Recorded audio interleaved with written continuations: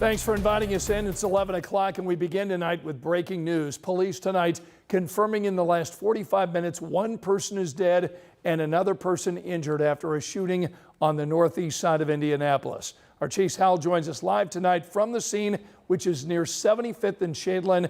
He just talked with investigators and a witness. So Chase, what are they telling you? Scott, I'm here at the Shadeland station. For those that are familiar with the area where that shooting occurred that killed a man and left another in critical condition. As you can see behind me, the scene is still very active with several police on scene. Now I'm going to have our photographer zoom in a little bit to show you a car that has been the main focus of this investigation. Now I spoke to a person who works nearby that says an altercation outside a nearby liquor store was what caused this shooting. He says he saw somebody shoot into a car that we just showed you and that smashed into that red car. From what we understand, again, it was an altercation around this liquor store area, and as the man was driving away, that's when he says the gunfire erupted, and when he walked up on scene, this is what he said he saw.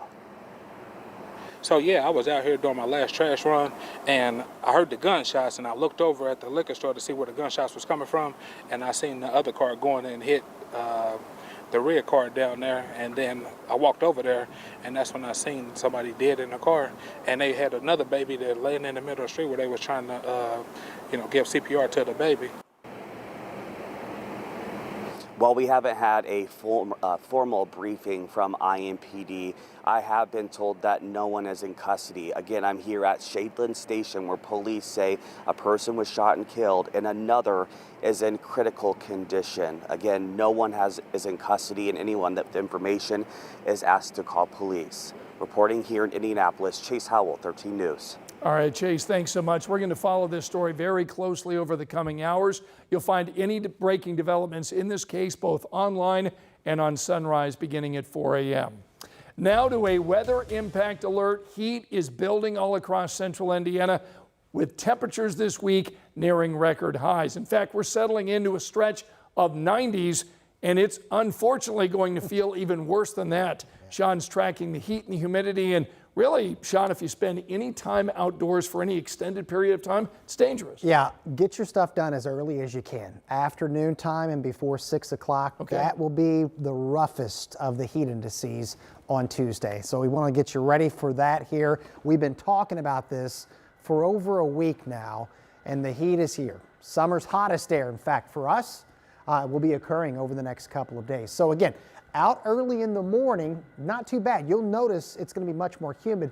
Once we get to noon, the heat index is near 100, and we're going to spend several hours in the 100 to 105 range around the metro area tomorrow and again on Wednesday. So we want you to know about that.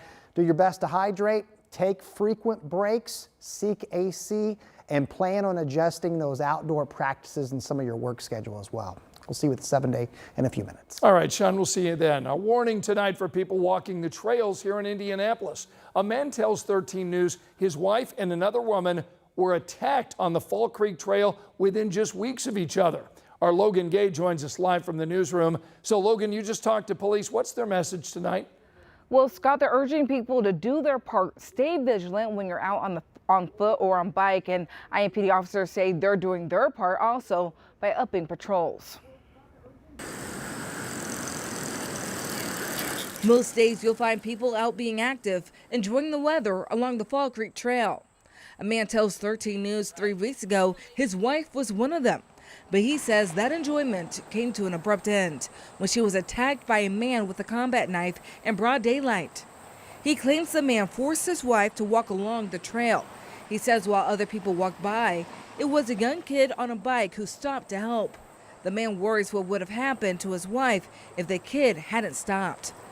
Then weeks later, the man says the same thing happened to another woman, also in the middle of the day. He says that woman escaped too. IMPD says they are aware of the incidents and are investigating. They say these situations are concerning and say they are increasing bike patrols on the trail for the foreseeable future.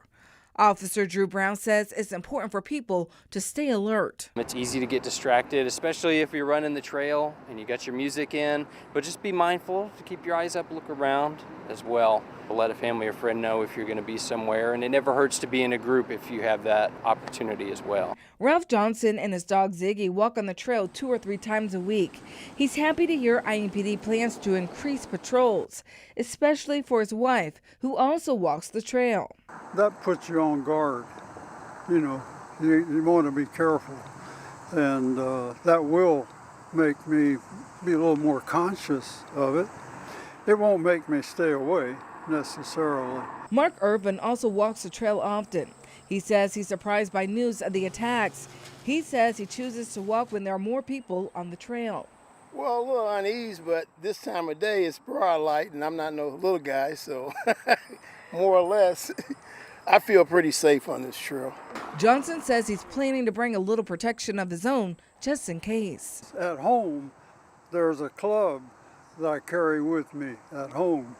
I may have to bring the club over here.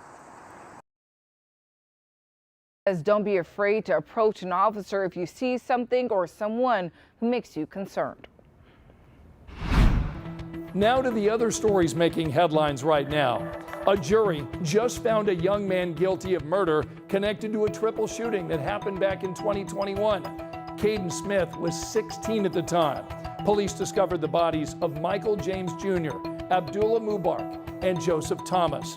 Officers identified Smith as a suspect through communication with the victims. Tonight, they believe Smith took them to a field to show them how a Glock switch worked before killing them. Scary moments in Avon today. A gun discovered in a locker of a 5th grader at Avon Intermediate School East. Tonight, we're told the gun was not loaded, but the student did have ammunition in a backpack. Students reported the situation to a teacher. Leaders at Avon schools say the student never used the gun to threaten anyone. Right now, the Hendricks County prosecutor is looking into this case. You know you don't have to plead guilty to anything today? Yes, sir. I'm aware of that. It's your choice. Yes, sir. You're pleading guilty because you committed these crimes? Yes, sir. Indiana Sheriff tonight is now agreeing to plead guilty to dozens of felony charges. Jamie Knoll has been under investigation for more than a year, accused of stealing millions of dollars in local funds for his personal use. Now, if the judge accepts this plea deal, Knoll will serve 15 years in prison with 3 years probation. He would also have to pay restitution to some of the groups he's accused of stealing from. Tonight, there's a new leader at Newfields. Lamont Booker is the new president and CEO. He comes to our city from the Field Museum in Chicago. Booker served as that museum's CFO. He's set to begin in October. Remember, you can find all of our latest local stories anytime on our 13 News app.